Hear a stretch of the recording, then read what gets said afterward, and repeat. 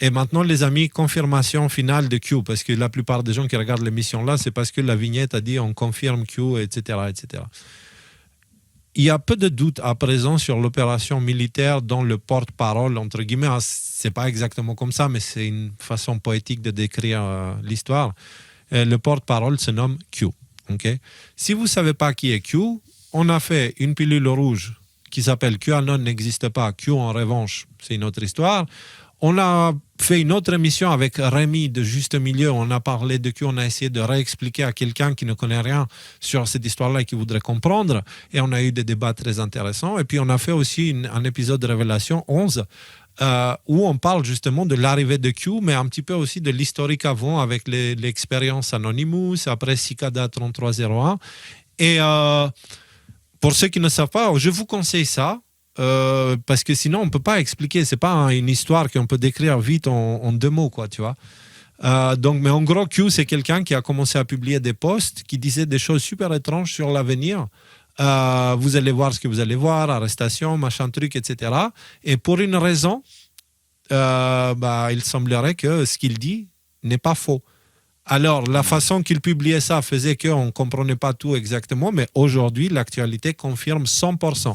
C'est la vision de Q, tu sais, le filtre d'analyse de Q qui nous a permis de comprendre les fraudes électorales, l'histoire du 6 janvier, qu'on a pu la comprendre très rapidement, des différents contrats que Trump fait avec d'autres pays où on pense que c'est la fin du monde, alors qu'en fait, non, finalement, ça se calme, c'est juste du cirque, quoi. Covid, c'était une grosse partie. Voilà, aussi, ça a aidé beaucoup.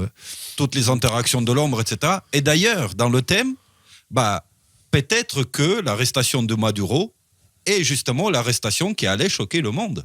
Hein? Ah non, mais chaque fois qu'il se passe un truc, on l'entend, ça. Ouais. Mais attends, c'est quand même... C'est vrai que c'est une arrestation d'un président d'un autre pays, tu sais, c'est... pour moi, c'était l'arrestation... Pour moi, c'est l'arrestation de Trump qui a... Tu vois, parce que Trump, il a été arrêté une fois, ils l'ont emmené, ils lui ont fait le mugshot et tout ça, tu vois. Mais moi, j'ai des confirmations maintenant autres que celles qu'on a déjà eues. Alors, nous, on est 100% sûr que toutes ces histoires, elles sont bien vraies. Mais il y a des gens qui doutent encore. Alors, pour ceux qui doutent encore, on va regarder un petit peu ce post que j'ai fait récemment. On a Trump, récemment, qui a dit ça. Écoutez bien. La criminalité va bientôt commencer parce qu'ils savent maintenant que nous sommes sortis. They know we are out. Okay? Et au moment opportun, nous reviendrons et nous pourrions, si nous y sommes autorisés, utiliser la chose la plus puissante que nous ayons et n'avons pas encore utilisée, l'Insurrection Act. Alors moi, ce qui m'intéresse, c'est la criminalité va bientôt commencer parce qu'ils savent maintenant que nous sommes sortis des bois. Et du coup, il dit, je vais faire appel à l'acte Insurrection Act qui permet au président d'utiliser la garde nationale pour garder l'ordre à l'intérieur du pays. Et quand tu prends ça et tu le lis à côté du poste de Q, le tout premier, ça c'est le poste de Q numéro 1. Voilà, c'est une page dangereuse. J'avais pas ça avant, hein. Ils ont ajouté ça aujourd'hui. Alors, ça, c'est le premier post de Q qui date justement de 28 octobre 2017. Et dans ce post, il dit « L'extradition HRC, donc Hillary Clinton, on imagine, est déjà en cours depuis hier avec plusieurs pays en cas de fuite transfrontalière. Le passeport a été approuvé, blablabla, blablabla. Les militaires... Ah non, il faut s'attendre à des émeutes massives organisées en signe de défi et d'autres fuites hors des États-Unis. Les militaires américains mèneront l'opération tandis que la garde nationale sera activée. Vérification localisée à membre. En gros, il vous dit, au moment des arrestations et au moment de toutes ces choses-là, il va y avoir des émeutes qui seront organisées justement pour mettre la pression à Trump et tout ça. Et pour calmer ces émeutes, il sera obligé de sortir la garde nationale. C'est exactement ce que Trump vient de dire. Ouais. D'ailleurs, l'Insurrection Act, là, je viens de vérifier, est explicitement nommé dans un drop de Q, le 4360. Mais ce que je veux dire, c'est que ça fait un moment qu'il y a des théories dans, on va dire, les milieux qui parlent de ça, qui te disent qu'à un moment donné, c'est ça qui va se passer. L'Insurrection Act va être déployé. Et pour ça, il y a un certain nombre de conditions politiques qui sont... ce que je veux dire, c'est que petit à petit, déployer les unes après les autres, même si on en parle peu ou pas du tout, en fait, voilà, pour pouvoir déclarer l'Insurrection Act, il faut qu'on fasse ça, puis il faut qu'il dise ça, puis il faut qu'on fasse ça. Et ces choses-là, certains analystes te disent, regardez, là, c'est en train de se passer, toutes les conditions sont actuellement réunies pour que Trump puisse légalement déclencher l'Insurrection Act. Et là, maintenant, il dit ça. C'est quand la vidéo, maintenant, là cette vidéo, elle est le 5 janvier, je l'avais publiée, donc c'était la veille. Mais après, il continue par dire que je ne suis pas le premier à utiliser ça, le Insurrection Act. C'est la 44e fois que c'est en train d'être utilisé, ou je ne sais pas combien il a compté. Il y a plein d'autres. George, le père Bush, l'a utilisé plein de fois apparemment, tu vois, le père Bush. D'accord. Donc voilà, mais c'est quelque chose que Trump, dans le contexte actuel, clairement, il va utiliser pour essayer de maintenir l'ordre aux États-Unis. Donc voilà, ça c'est une première confirmation. Deuxième confirmation, c'est que tu as carrément le département du travail américain qui te fait un post qui sort de Q. Patriot in control. OK? Si tu prends ça, Patriot in control, ça veut dire que les patriotes sont au contrôle. Si tu tapes ici dans le moteur de recherche, Patriot, in control. Voilà. C'est Patriots in Control. Dans les postes de Q, Patriots in Control. Donc, il y a plein de résultats. Et là, c'est le département du travail qui te sort ça. Et tu te dis, oui, mais c'est peut-être parce qu'ils sont comme ci et ils sont comme ça. Ça, c'était le 5. Et là, ah zut, ça ne m'a pas gardé le lien là. Il y avait un deuxième. Attends, je dois faire refresh. Confirmation. Tac, tac, tac, voilà. Et là, ils nous ont sorti le 8, ça, Trust the Plan. Pour ceux qui découvrent le sujet, une des phrases qu'on retrouve plein de fois dans Q, faites confiance au plan.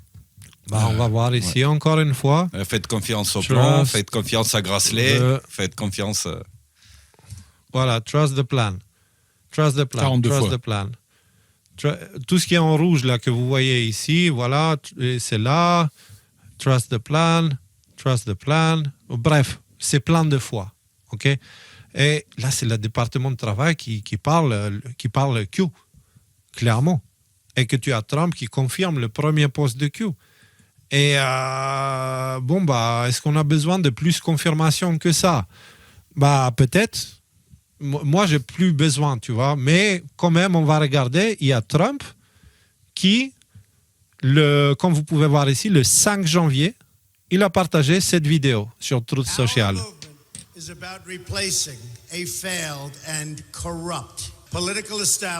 Et donc, il dit notre mouvement existe pour faire tomber une institution totalement corrompue, etc., etc. 5 janvier, il a publié ça, 2026, OK? Mais si on regarde le post de Q 2651, OK, qui est aussi du 5 janvier, mais 2019. Ce post-là, dedans, contient cette vidéo YouTube. Et dans cette vidéo YouTube, il y a...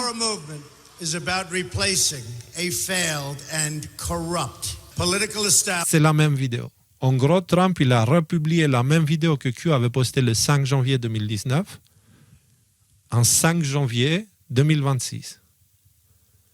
Donc, les probabilités combien là, faut-il, tu sais...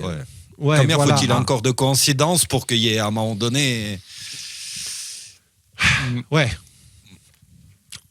Rudy, t'es pas plus que ça, parce que moi, je m'y attendais qu'à ce moment-là, tu ouvres le champagne et tout ça, tu sais. Mais ça fait un moment que Q, on sait que c'est solide et tout ça. Ça fait 5 ans que, comment dire, moi, en tout cas, c'est la raison qui m'a fait commencer avec toi, Léo, et puis avec Nico qui nous a rejoint plus tard. Et effectivement, il y a énormément de points qui contribuent à nous faire penser que on s'est pas planté. Et donc ça, c'est une très bonne chose. Mais non, par contre, super Q, parce que quelque part, oui, on s'est pas planté dans le sens où oui, il y a bien une psyote qui s'appelle Q, qui nous a permis de comprendre un plan clairement extrêmement complexe avec des militaires qui impliquent Trump en tête de pont. Après, quelles vont être les conséquences sur le long terme pour toute l'humanité de cette histoire-là? On en a parlé, c'était le sujet de toute l'émission. Donc, et juste un truc avant qu'on parle au dernier sujet. Voilà, un sujet que Léo a décidé de ne pas aborder aujourd'hui. Il y a énormément de tensions en ce moment en Iran. J'ai pas eu le temps. C'est pas que j'ai décidé de l'ignorer consciemment. C'est que j'étais tellement pris par le reste que je regardais plus l'actualité et j'ai pas suivi cette histoire-là.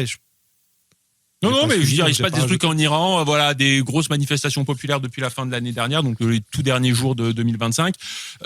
L'Iran est un pion majeur au Moyen-Orient. Il y a des choses très très importantes qui sont en train de bouger de ce côté-là. Il est encore trop tôt, me semble-t-il, pour se prononcer, pour comprendre vraiment les tenants et les aboutissants. Mais si ça vous intéresse, gardez un œil sur l'Iran en ce moment-là. Voilà, je voulais juste le mentionner avant qu'on passe à la suite. Les Américains, le Trump et tout ça, ils disent on a fait ça au Venezuela, on a fait ça aussi à l'Iran. Trump est en train de dire, tu vois, qu'on a fait la même chose à l'Iran. On attend de voir qu'est-ce qui s'est passé à l'Iran. Moi, pour l'instant, c'est pas que je sais et que j'ai pas compris, c'est que j'ai pas regardé du tout. J'ai pas eu le temps. Donc peut-être au prochain live, on va voir parce que c'est super important, l'Iran. C'est super, super important.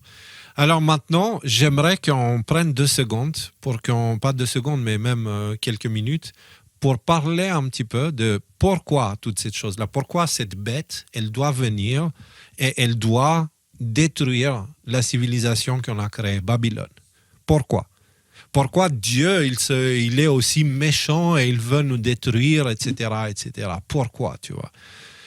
Et en fait, je me suis dit, mais c'est pas Dieu le problème. Ces derniers temps, je suis en train de regarder. Ici, on a eu récemment un accident très grave à Crow-Montana, juste à côté, que je voulais pas en parler le 2, parce que je voulais pas commencer l'année avec un sujet aussi tragique. On a présenté nos condoléances et notre pensée aux familles et à tous ceux qui souffrent de ça. Mais là, aujourd'hui, on va pouvoir en parler un petit peu plus.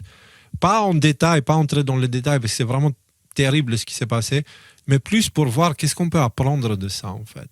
Et du coup, moi, les amis, je suis au stade où je prie, on voit le feu. Détruis-moi tout ça. Parce que j'en peux plus.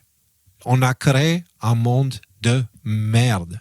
Un monde tellement déconnecté que maintenant, ça coûte la vie à chacun. Nos enfants, ils ne savent même pas dans quoi ils grandissent.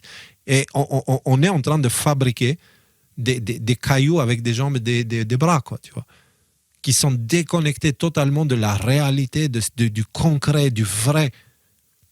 Et ces enfants-là, quand ils atteindront l'âge d'être actifs, ils vont pas être viables. Donc, on est vraiment en train de créer quelque chose de très grave. Et derrière tout ça, il y a plein de pièges cognitifs qui nous entraînent dans ces choses-là. Et c'est à travers ces pièges-là qu'on crée le monde de merde qu'on a créé. Okay?